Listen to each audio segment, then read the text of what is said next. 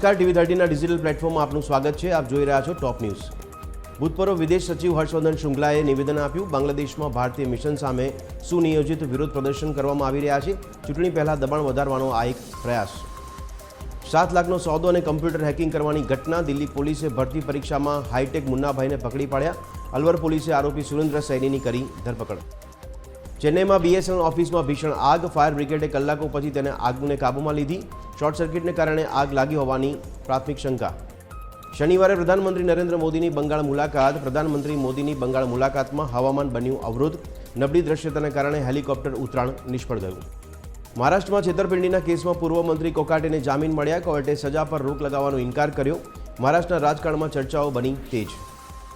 68 PI ને DYSPનું promotion. બિન હથિયારી 47 PI ને મળ્યા DYSP તરીકે પ્રમોશન. હથિયારી 9 PI ને મળ્યા DYSP તરીકે પ્રમોશન. 12 વાયરલેસ PI ને મળ્યા DYSP તરીકે પ્રમોશન. ગુજરાત હાઈકોર્ટ બાર એસોસિએશનની ચૂંટણીનું પરિણામ જાહેર. પ્રમુખ પદે યતિન ઓઝા અને ઉપપ્રમુખ પદે પૃથ્વીરાજ જાડેજાનો વિજય. સેક્રેટરી પદે ભાવિક પંડ્યાનો વિજય.